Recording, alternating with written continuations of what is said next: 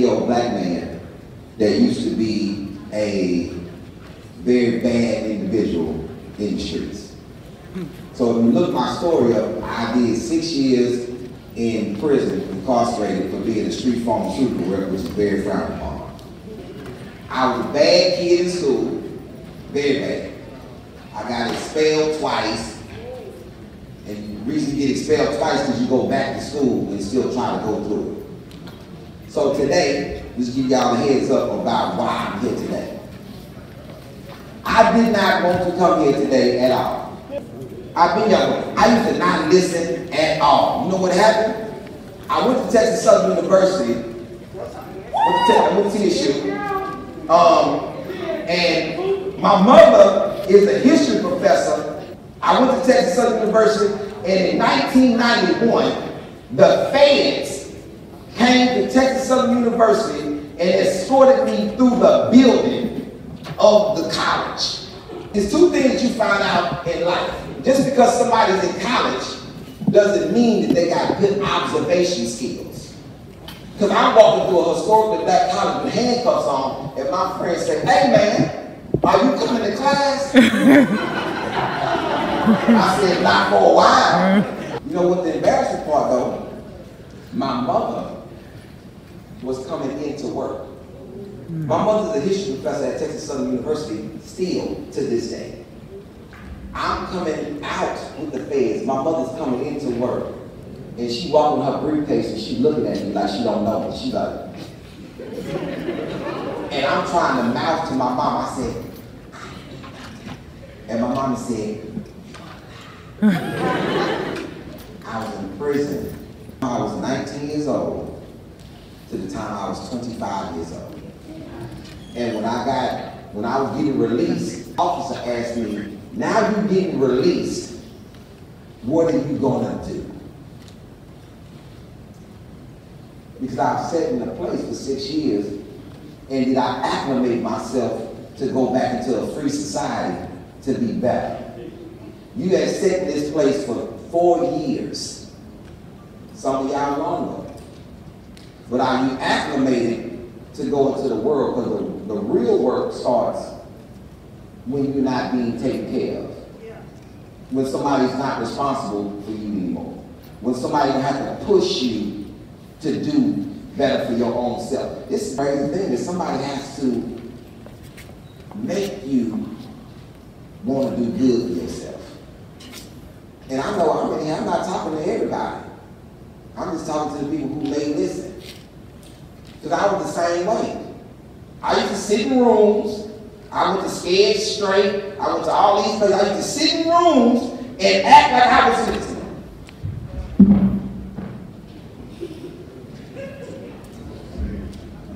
I used to do it. And then I was in the penitentiary. And I had, for some reason, I wanted to listen then. When my mom was behind the glass, my mom on one side of the glass, I'm on this side of the glass, and everything she telling me, I'm like, I need to hear it now. Because I'm in a position. Some of y'all will be in positions that you may not know how to get out of. But if you don't listen to people, you'll never know. A lot of people begin to scam lately. You know that? A lot of people begin to scam. Trying to come up quick. Trying to come up quick. You give me $500 in your passcode, I can make it happen for you. You know, you so lucky. Today, I saw you on Instagram. I'm gonna send you $200. All you gotta do is send me this. And a lot of y'all fall for it. You said, man, you shake your head no, but people get rich out this. My friend trying to come up. Yesterday, I didn't even understand the logic in it. He said that somebody sent him, hey, I'm gonna send you a passcode. You send it back to me. You know what I'm saying? And I'm gonna send you $200. He in the middle of doing something, he ain't paying attention, then all of a sudden his Instagram get hacked. And I put on the Instagram, I said, boy, that $500 really baited you in, didn't it? And he's like, he called me and said, man, I got hacked because I wasn't paying attention.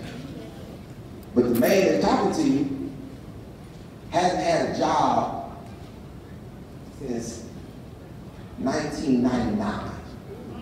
I got out of prison in 1997. I was homeless for 1997, 1998. Then I got a job in 1998. 1999, in the middle of 1999, October, I quit my job because I was getting ready to go on Counter View.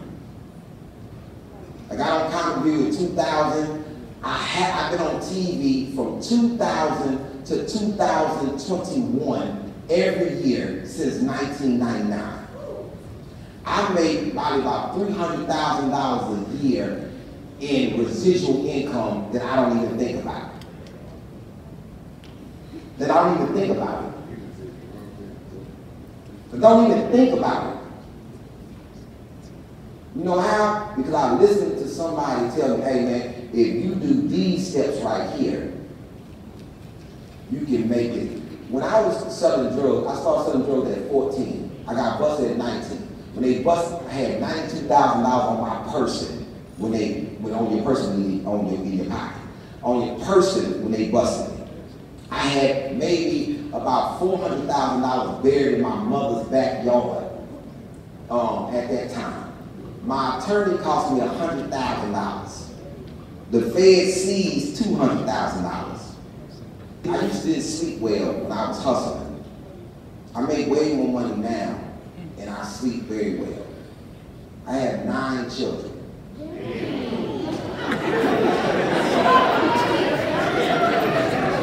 Listen to me. I have 9 children. 28 years old, 28, 23. 28, 23. Those are my first 2 children. One is a boxer, and then my daughter is the second in command chef at James Harden Restaurant, 13. I put her through culinary school, but you know something? I used to go get my daughter every day from school. I used to pick up from school every day, take her to school every day. When she got in middle school, pressure had started to set on her from other black children. Because my daughter speaks multiple languages, she's been a lot of places, and she had a father. My daughter used to act like I wasn't her father because she was embarrassed to have a father. Because the rest of the kids around her didn't have fathers. So they used to tease her, oh, you got your dad. And I asked my daughter, I said, why are you ashamed to have your father? Because the rest of the kids don't have fathers. So you rather act like them than act like what you were. I said, yeah. Because it was a shame to me that I had a father and they didn't use that everything. I was the president of the PTA. I was at school. I was doing all the goofy father stuff. Showing up to school with your lunch. When you did your lunch, I'm showing up. I'm doing all the stuff that I didn't have. Because I grew up without a father. So when you grow up without something, you want it. You want something that just that simple, a father, just to say, hey, I want to talk to you. I got something to talk to you about. So what I decided to do was be a father to the whole 7th grade class, 8th grade class, 9th grade class, until she graduated. I was a father to the school. Y'all don't understand. Y'all are important to me because I have children that's your age. So I have 9 kids. I just told you about 2. Just told you about 2. We haven't missed a meal. We haven't wanted for anything. You are important to me because I need you to have the same benefits that my kids have. I need you to have the same benefits that I had. And the benefit was knowing that mental fortitude is going to get you through whatever. I still ask you, what's next? And you still ain't gave me no answer. I ain't forgot. I asked you if you was graduating. You still ain't really gave me no solid answer. Because when you don't know what you're doing, this is what you look like when you don't know what you're doing. Why am I even, and ask yourself, why do we bring people into schools to talk? When you got so many teachers and principals and coaches and all that. Why is it a necessity for somebody else to come in here and talk to you? About what? That's the question. I'm asking y'all. That's the question. What's the answer? Anybody. It don't even matter. Anybody. What's the answer to that? Okay, let's go back to it. Tell me what's the importance about that. That I said I got 9 kids. What's the importance? How many baby mamas? Good. I have no baby mamas. Period. I've been married twice. I have no baby mamas. That's disrespectful. A woman that you have a child by is your child's mother. She ain't your baby mama. Let's get her. I've been married twice. I had children by my wives. Tell me why, brother. Why we have to have people coming here and talk to y'all? Huh? So you can know the reality. Good answer, bro. You want it. Ski mask. Why would they have to have people come talk to y'all? Why would they have to have people to come in here and talk to you when there's so many other influences in here? Probably been through something that you need to know. And the teachers and the principals and everybody here, they haven't been through anything, and they got to bring other people in. Okay. My man right here. Why you think they got to bring other people? Yes, you sir. Why you think, what's up? Is why they got to bring other people in here to talk to y'all. The kids aren't going to listen to the teachers. Who are the kids going to listen to? Question. Who, man, on the phone? You on the phone. Oh. Who do y'all listen to? Like, who is your influences? Like, period. Like, who is your influence, period? You said who? Young boy who? Young boy Fresh? Hold on, I'm asking him. Who is it? You say young boy, okay. Who influences y'all? What you say, Polo? Your T-lady? Oh, that's,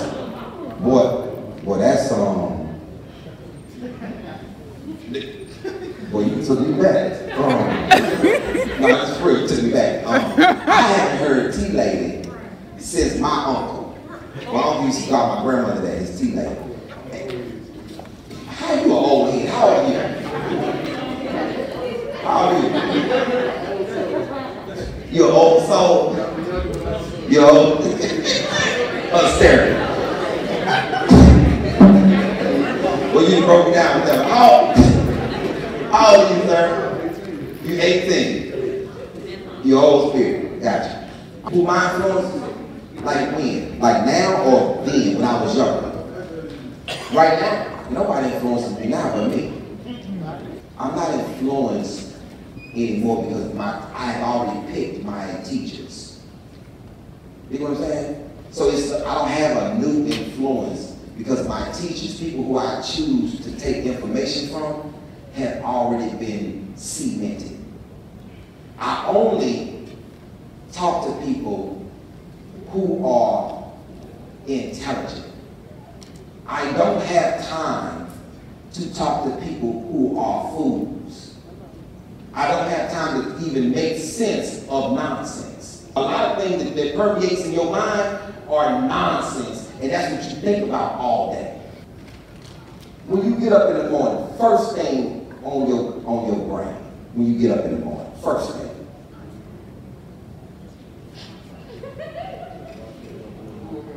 That's rough, huh? When you wake up in the morning, what are your first thoughts? Hold on, wait a minute. What is it, brother? How you gonna go get it? So, what grade you in? Listen, I want everybody to listen. See, you can laugh, but you're not listening because you gotta listen to rationalize what somebody's saying. And a lot of times, you don't listen. Even if you don't listen until you put in a position. And that's when you not start. How many athletes are in here? How many athletes in here? All athletes. All athletes. So let me explain something to athletes.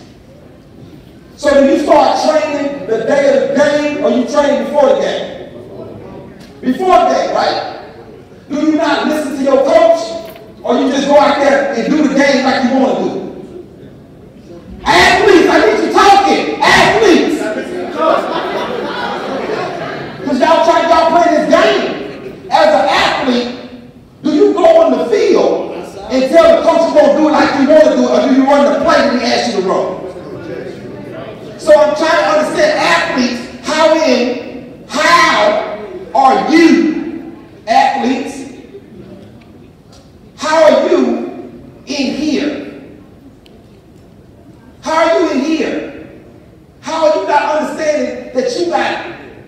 going to graduate or not?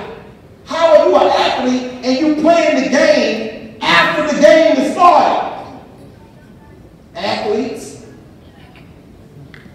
So what successful athlete that you model yourself after that do that?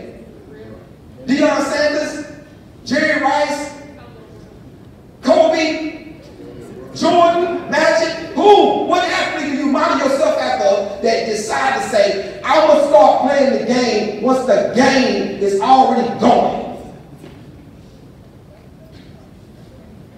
I'm asking Big Dog, because see, this is the thing. Let's go back to something else. The first 2 years that the Texans ever made the playoffs, the first 2 years they ever made the playoffs, you know who gave them the talk at the end of training camp? Me. U of H went to the Orange Bowl a couple years ago. If you ask a coach who talked to them before they went to the Orange Bowl and told them, hey, if you listen to me, you will go to the Orange Bowl. You'll get a bowl this year. They lost 1 game that year. You know what the talk was about? Paying attention to detail. I did. I gave them the talk. It's a college that just won their first little section. You know why they called it? Asked me to come talk? Because when Kubiak asked me to come talk to the Texans, then Coach Applewood asked me to come talk to the U of H. And ever since then, people have asked me to come talk to their athletes, to come talk to them about paying attention to detail. How your mind works. Who plays football? Give me one person play football. Polo, me and you into it all day today. We're gonna talk all day. What position you play? What position you play? Offensive tackle. What you supposed to do? What's your job? As an offensive tackle. Protect my gap. Protect your who? My gap. I mean, you're gonna have to announce that because I know you talk about it now. Protect my inside gap. Bam! Protect it. Yo. And how you do that, you can't make no mistake. You can't hold the other person can. You got to have your hands open like that, right? Yeah. Give me the details. Thank you. Give me the details. Do you understand somebody being called for holding if they've been playing the same position since Pop Warner? What all the time? But do you understand it though? You like, why are you holding? Because the dude When you you- going against might just be a dog. Huh? The dude you going against might be a dog. You gotta hold. So you got to cheat? Yeah. And dog versus anybody else. But see, watch this. But when your coach teaches you technique, Technique don't matter when you going against. oh, technique don't matter when it's a dog. You going against somebody that's 12 times better When you going against somebody who's better than you, you going to get Aaron Donald with somebody. are they better than you? Aaron Donald. He's the best player alive. Are you playing him now? Not right now. Have you ever played him? You played him in your head. So you're not playing in reality. You playing in your head. You got to play the person that's in front of you. You can't play him because he's not on the team that you're playing against. You got to play the person that's in front of you. So as not just athletes, I don't understand this new breed of athlete that don't study. Everything's about the tape. Everything's about technique. Everything's about, but see, what you don't know, once again, I'm an athlete. And it's one thing that athletes know that this. Had your coach ever been okay with you making a mistake and you practice? If you make a mistake, go 10 times harder than a mistake. How you make a mistake when you practice? Everybody makes mistakes. But just Not when you practice. Not when you practice. Not when you practice. that's what practice for, to make mistakes. No, practice is for making mistakes, not the game. We talk about practice. Everybody has told you that. You make mistakes in practice. This is where, in the classroom, your teacher does not train you to make a mistake when you take a test. She don't train you for that. And she don't understand it when you know that. What's 2 plus 2? How the hell you gonna make a mistake when you know it? No matter how you see it, it's gonna be the same. You're trying to rationalize against somebody who's already been down this road. Think about it. Think about it. You get caught, mistakes are costly. And that's why you hear. They bring people in so you won't make mistakes. But the vast majority of people not going to listen. You know what my daughter has always made a mistake? Because then she trying to argue with somebody who's already living. When she stopped doing that, now she's a chef. Because she's trying to go against the grain. Just like what I used to do. I used to be trying to rationalize with people who were better than me and who knew more than me. I used to try to rationalize with them. I would argue with people who had the information versus me. And that's what you do. You sit there and you argue with these people, and you come in here like you know. No coach has ever told you it was okay to make a mistake. Because not my coaches. Hey man, you practice. You know what a number 2 play is. Why are you running a 4? Matter of fact, come on, sit down. I would be so far on the end of the bench, I couldn't even see the team. And then when I decided to get my thing together, I was a starting point guard. Because coach could count on me. Because I wasn't the person out there making mistakes. Because we practice. And what you don't want to do is put in the work to practice to be perfect. Because people will tell you, ain't no perfect people. When I'm on stage, I make no mistakes. I know what I'm doing. Nobody has ever came to a comedy show with me and wanted their money back. Because I'm up there perfect. Perfect. And you can tell, sir, let me tell you, see, I already know. Let me tell you why the fact is, I know what I'm coming into when I come to schools like this. And I'm saying it just like this, schools like this. Yeah, the same kind of school I went to. Where they have to bring people in to talk to us. And I always wondered why are they bringing, I got teachers here. I got principals here. Why do they have to bring people in? And I said to myself, because I'm being a nuisance. I'm being less than what they want me to be. And I got to be honest with myself first before I can get any information. Am I in here acclimating myself to what the school is instead of what I should be? Like my daughter did when she was embarrassed about having a father. Do I not listen to information because it's against what I have been taught? Do I want to be a disruptor when I can look at somebody who's way more successful than me, and do I play the game in my head, or do I play the game that's in front of me? I can't play from a position that I'm not in. Somebody say, oh, he got 9 kids. He must got a bunch of baby mamas. It's depending on what you're looking at. I've got 2 ex-wives. That's what I have. That's what I have. I used to be a person that would not listen to nobody because I thought I knew. But how do you know at 18? Because somebody told me I was grown at 18. And right now, you at 18, 19, 17, 16, feel like you're a grown individual. And can't nobody tell you nothing. But that's the case, can't nobody tell you nothing. Why would you be here having to have somebody talk to you about something or some energy that you may be lacking? Because sometimes you get coddled and you get people who defend you. You get people who defend you in your wrong. Oh, this makes sense for you to do. This makes that. I'm not even harping on you. I'm trying to, because this is not going to be my first talk with y'all. See, this is the setup talk.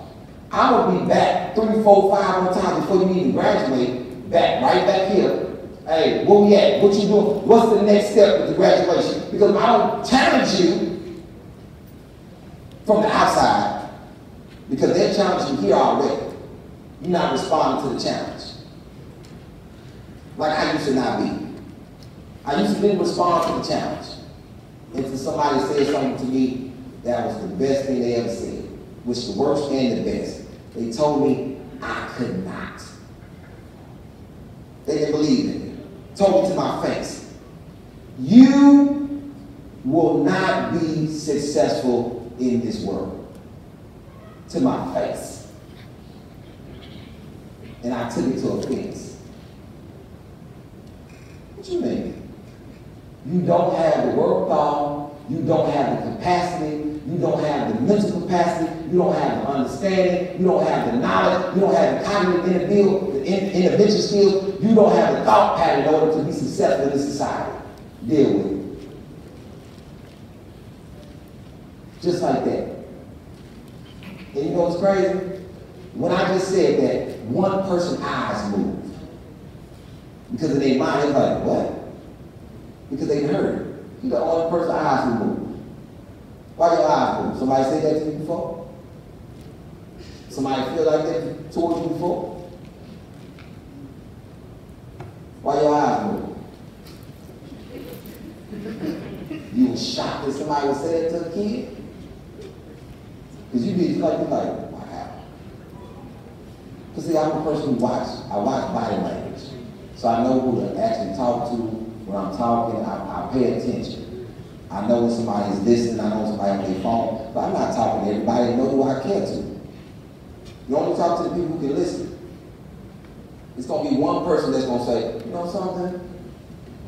Mistakes don't have to be made to be practiced. Mistakes don't have to be made to be listened. Not one time this brother or any of these teachers came and said, you know something? I'm going to teach you something, but I know you're not going to get it.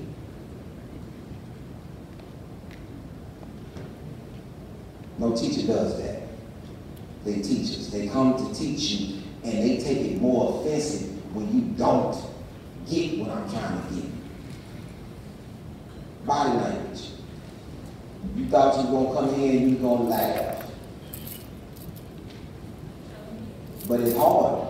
It's hard to laugh about things when I've still got to understand who you are first. See, at the audience, when I come to the improv, I come to the arena, I come to the NRG, I already know who these people are. I know what they coming in here. Come see, but this is way more important because you cannot. I don't even feel right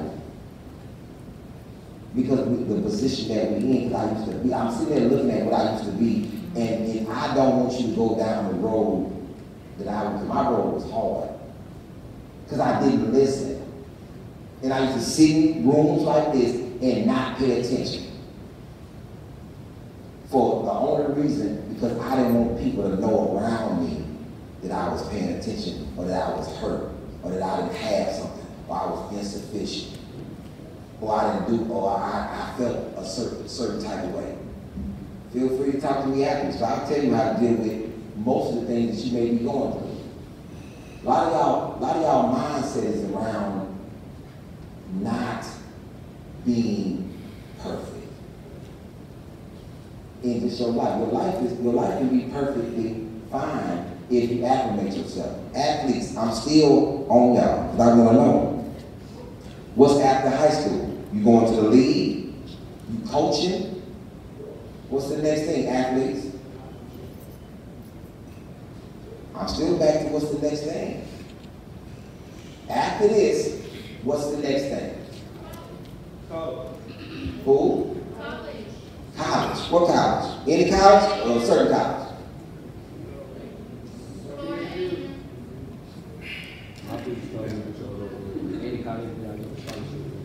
Any college you get a scholarship for?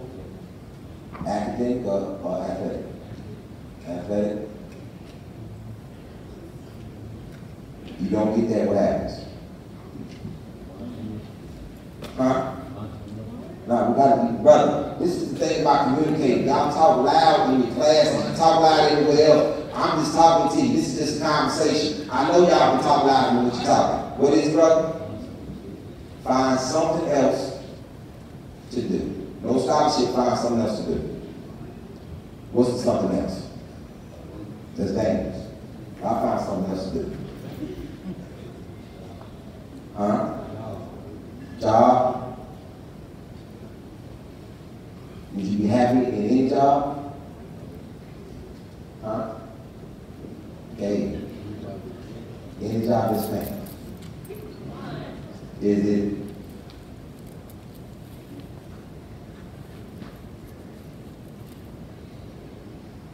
Sapa at Fiesta. Any job is paying. That's a good attitude. I know it may seem like it's not, but that's a very good attitude. Any job that's paying until what? To something else, until you get the money to go to college, until what? Huh? To build something. What's the song? Okay, build a business. Okay, I have two businesses, and I have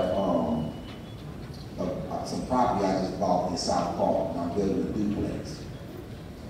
So building a duplex, that's what I want to do. I want to build this duplex for the community, so they can have good housing.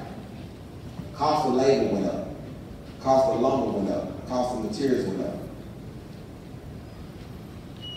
Can't build duplexes right now, because it's going to cost more to build it right now than it will be in like 6 months. What do I do? Do I wait for 6 months, or do I just pay the cost and I forward the cost on to the buyer?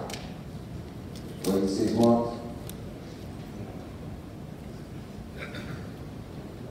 You want to be a consultant for me? You ever thought about consulting? Well, I asked you a personal question. You thought about it. You said, wait 6 months. What if I don't want to wait 6 months? Should I put the funds in now and wait to get the money on the back end from the buyer? Huh? I'm talking, you gotta talk, man. I'm talking. Open your mouth and talk. I'm trying to get some information for you. Huh? Yes? You see how, this is how I think work. You see how this, I'm asking you questions. I'm asking you real questions. Because I want a real answer from you. The communication is this. This is how you're doing it. You talking to me over here instead of talking to me here. And this is how mass majority of the young men here have addressed me, to the side and off. And it's not about nationality, it's about manhood. And it's not that you're not a man, it's you developing, and when you're doing business or you're doing something with somebody, the conversation is here. Mass majority of us get in situations because of communication. If I was an officer, how would you be talking to me? Would you be talking to me the same way? How would you be talking to me? If I stopped you, excuse me, young man, did you stop? What would you communicate? What would you turn around? Come here. I'm going to show you something. Because we going everywhere. All this is points. If you listen to it.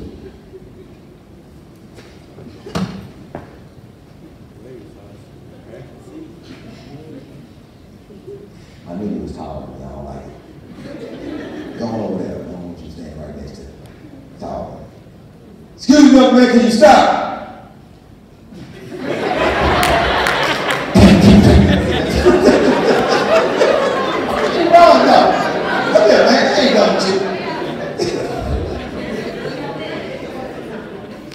That's how you really do it. You want to talk to police? Why? I do watch the news, but why don't you talk to police? Because they shoot people.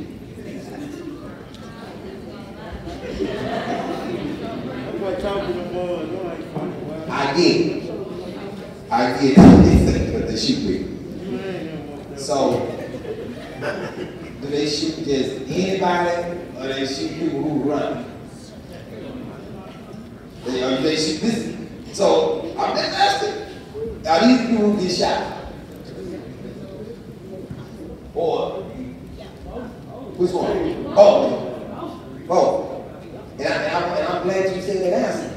But are these the people who get shot? How? Say, excuse me, sir. Can you turn around? Yes, sir. How can I help you? Move up. You said what? You told me to move my hand. You said, you did, are you telling me to move my hand? You just said, if I barely twitch. I'm not defending what you're saying. I'm not against you. I understand. But watch this.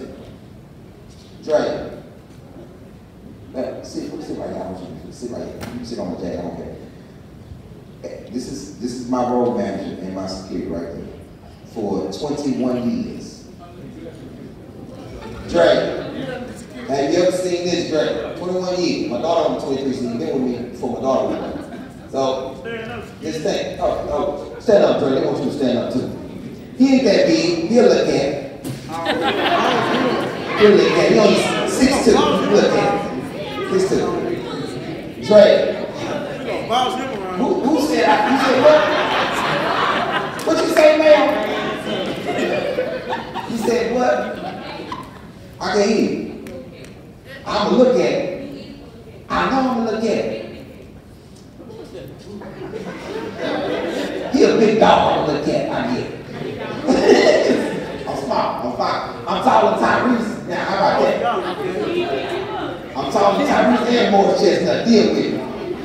Yeah, so, Dre, have you ever seen this? Walking, me. It's me. Hey, somebody told my car, why is my car not out here? Sir, you gonna have to calm down. Sir, what you gotta do is figure out why my car is not here. So I paid for my car to be towed, and he was saying, my car is parked right here, why is my car towed? Sir, I'm an officer. Sir, officer, I understand that you're an officer. What I want you to do is figure out why my car is not here. Oh, X, Y, and Z. I don't care about X, Y, and Z, sir. What is that? Officer Wilson? Officer Wilson, you need to find out why my vehicle is no longer here. Officer comes, figure out his situation. Comes back and say, they told your car illegal. I said, well, y'all better get back here. They drove to the tow truck place. Got my vehicle. Do I supposed to look at all officers like they bad because some erratic officers did something? Because the police commissioner, Troy Fenner, is my friend that I went to school with, that I come up in the neighborhood with. So everybody is not the same, just like y'all are not. I don't look at you as a violent person because you're black or anything else. We have to get out of these mindsets in order to move the position. So this is our first time talking with y'all. I'll be back, but I know y'all got to go to class one night. But I want you to think about it, huh? No, I'm trying to use me to get out of class. Because you had been listening, now you want to try to stay here and not to go to class. No, we're going to chemistry. What class you got to go to right now? What time is you know you got to go? You know what class I got? Fourth period. Who this fourth period? Is it lunch? It's time to go home. What class? You done at 11? You must work for something already. You get out of school early to go do what? Y'all trying to get out of school to do nothing. Man, this is on the real side of things. Y'all got to take advantage out of society. Take advantage of this time before you get out and work. This is the time that you start to. This is your practice. This is your practice.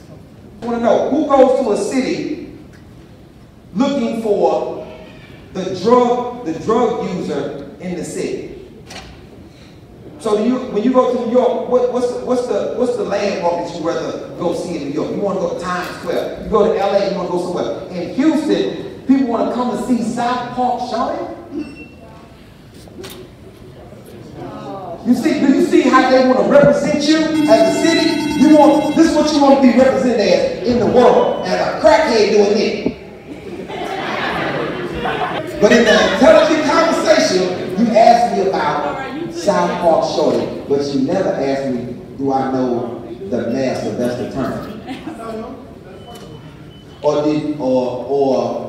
any other prominent people in this city. You didn't ask me, did I ever meet Barbara Jordan? Or Mickey Leland, or do you know who those people are? Some. Yeah, new Betty White. But you want to ask me about the elderly white lady that's on the Golden Girl, but you don't want to ask me about Dick Gregory. Who is that? Or Shirley Chisholm. What's her name? What is Shirley Chisholm doing? But she don't know her last name is Chisholm. First black woman to ever run for president. What about Bessie Coleman? No, she was the first female pilot. Who? Female pilot. She's the first female pilot. What year? About 19 something. 19 what? Early 20s. No, a little bit before that. 1904. But that I'm glad I'm so elated that you knew who Bessie Coleman was. I know her because my grandfather had told me the story about her. That's it. Grandfather told you a little story about the first black person. She's the first black person. Female. No, person. Not male or female. She's the first black person to ever become an aviator. But vast majority of people don't know their history or what even made them great. Mickey Leland was a good person in his neighborhood, but I know you probably know who Freddie Bach is. We don't know who Mickey Leland is. And this is back when I asked you about who were your influences. Who do you think about? What do you think about in the day? And these are things I gotta ask you because I need to know, because I used to be this person that didn't think about anybody during the day or anything. But I want you to constantly think about what's the next step. You don't want to go to class, but you don't want to answer my question, what's the next step after this? No, after you leave school, what your life is going, what you're trying to instruct your life to be. RN, good, registered nurse, let's start here. Let's start here. I'm still on the same point of this, the basis of where you start things at. Athletes, you don't start preparing for the game when the game is already gone, when you graduate. What month? When is graduation? May. Let me ask the teacher. When is graduation, teachers? The 27th of May? Yeah. I'm gonna be here.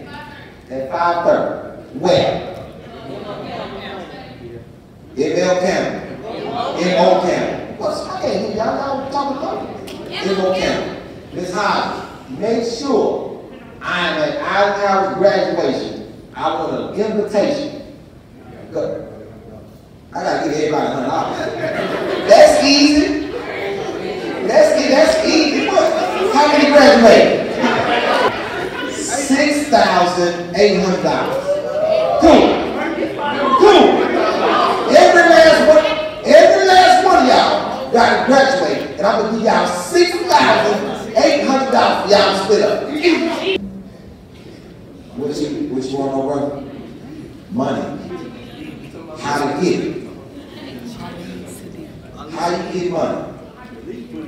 How did I get here? Like to the school or in life? Hustling. Listening. If I've had the same, I've told the same thing since I've been here about listening. If I would have never listened to people that gave me good sound advice, I would never have been in any type of position. I'd still been working in Sharpstown Mall. I'd still been cleaning houses with my aunt when I got out of prison due to philanthropy and community service. Coming back, serving the community, I destroyed. I live on the southwest side in the SWAT. And I was there before it was a SWAT. I came off farm. I used to live in Hillcross Square. Hillcross Square was the worst school. Ain't got nothing to do with it. I went to Hastings, I went to James Hall, I went to local school. What did that got to do with where I come from? I come from a place that was hell in this city. Hillcross Square was known as the worst place in this city. Just like Greens Point was known at one point. I come out of this place, but I don't want to be in a place that's known for being bad. It's a ridiculous thought. To come from a place, because I don't raise my kids in that place.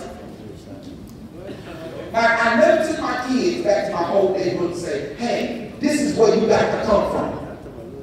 Because it makes no sense to start at the bottom. So once again, it's back to this. Who wants to start at the bottom? I didn't take my children and say, hey, we're going to move you back into the projects to let you know what this is like in order to come up. So you want to know about money and making money? It's about being around people who navigate business that don't put you in prison. I don't want to wake up and, like my man said, he wake up every day trying to figure out how to get. This was a mentality that I didn't really actually have to have in high school. One, I was, like most people, play gangster. Play like they don't want to learn. Go somewhere, go to an environment like this and don't want to be the number one because it's frowned upon to be excellent. My daughter was an honor roll student that was playing like she didn't have a father when she did. I am a mathematician. I know everything about math. But I chose to take my mathematical skills and go into math and chemistry at the same time. My sister, who's a genius, she didn't.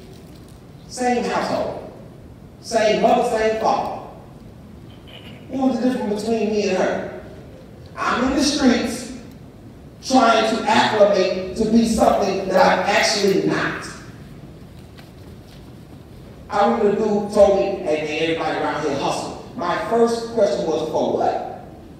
My mama got a job. What I need to hustle for? Oh, you gonna need stuff. Like what? Sneakers became important to me for no apparent reason. Now I listen to people now talk about Jordans, the vintage Jordans. The dude challenged me one day and said, oh man, you got these shoes on your feet. The same shoes I got on right now. This man told me I got these cheap shoes on my feet. Because he got vintage J's on. I said, what?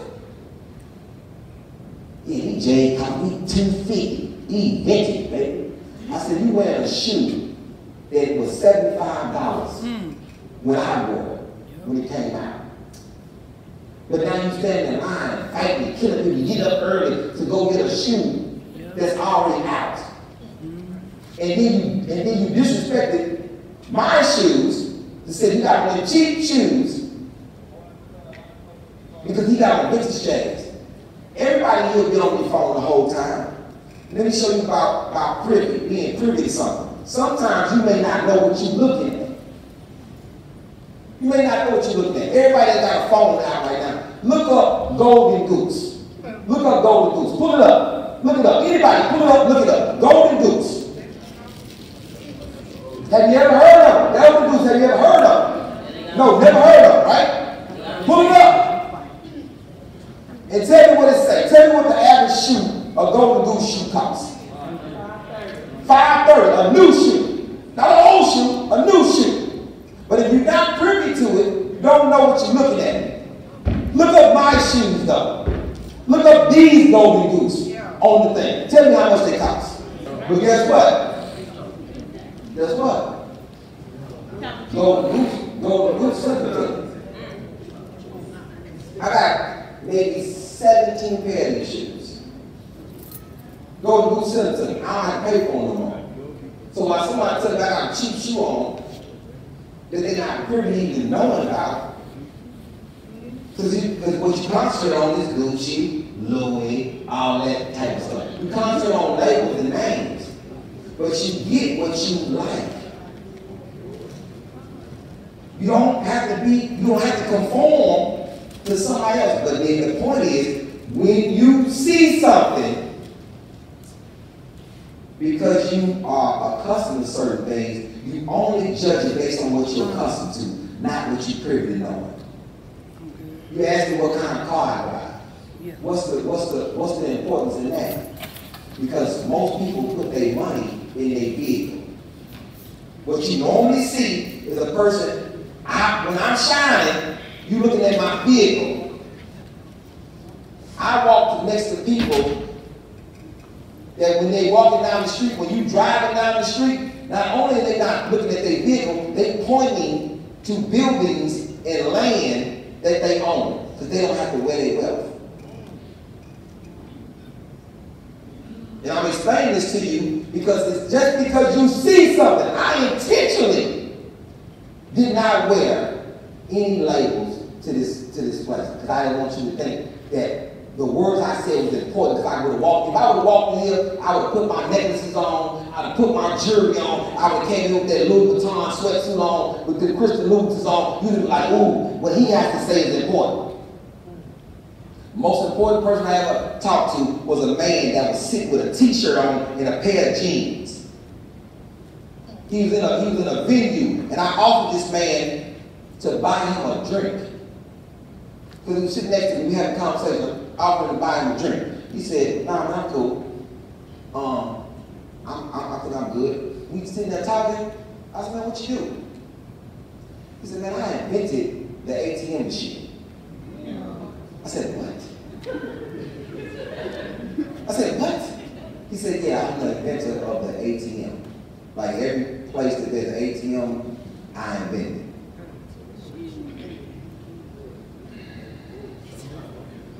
And then I'm thinking about he had on a t-shirt and jeans.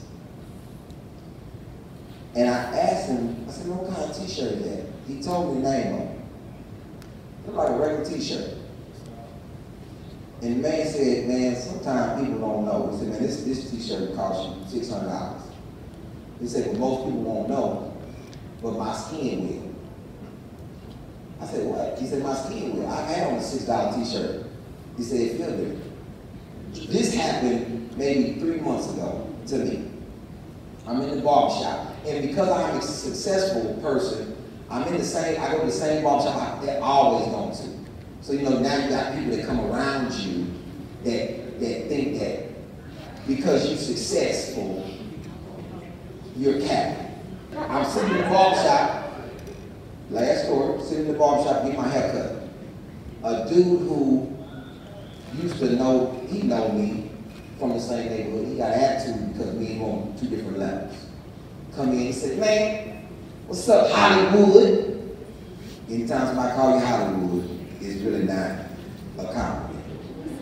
Because they being, underlined, throwing a shot. What's up, Hollywood? Yeah. Well, you think you don't want around here getting money? Yeah, I hear y'all on Match 102. I hear you on the little radio, boy. I see you on TV, but you ain't the only one around here getting money, boy. I'm Louis down to my socks, boy. Yeah, Louis everything. This is how he talking to me. Louis everything, boy. And my barber was sitting there saying, Ali, what's up, man? You don't feel like it? I said, nah, if I get up, it's gonna be that. He said, but I'm not gonna get up because what he's saying don't make sense to me. And everybody in the barbershop like, Lee, why you ain't saying, boy, you got plenty of money. I said, this ain't about my money, it's about him. I'm not gonna give him my time. And then I said, why? I said, man, I am wealthy enough to know that Louis Vuitton don't make socks. Louis Vuitton don't make socks. So sometimes people who have this image that you want, it's not that. You know how many people I know on Instagram that's not rich, but on Instagram it look rich. You know how many celebrities they go to? Cause I've been to the Oscars. I'm Grammy nominated. I've been to all these things. You know how many people? It's a thing called Zaddies. It's a diamond company. It's a fake diamond company that make all the jewelry for celebrities. So when you see them out and they shine, when they get robbed, it's nothing because you're robbing nothing. You're taking something that's fake. When you don't know what you're looking at, you have to be able to see through the nonsense. In this climate, in this decade, you are gonna have to be way better and see through the nonsense and stop putting value on things that really don't represent anything. You are the value. If you've never heard that before, you are the value. It's not about the clothes, it's not about the shoes. Because let me tell you something, these shoes will cost as much as they want to, but if they hurt your feet, it's not about how much they cost, it's about your feet being comfortable. So understand this, in this life, you're going to have to understand you are the value. And if you want more for yourself, value yourself 100%. Be valuable enough to learn. Be valuable enough to take in. Be valuable enough to not be a disappointment to yourself. Because you're the only one that knows when you're disappointed. Just like I know when I disappoint myself. It's not an outward thing, it's an inward thing. All of you can do your best. Thank y'all for y'all time. Appreciate it. Teacher, you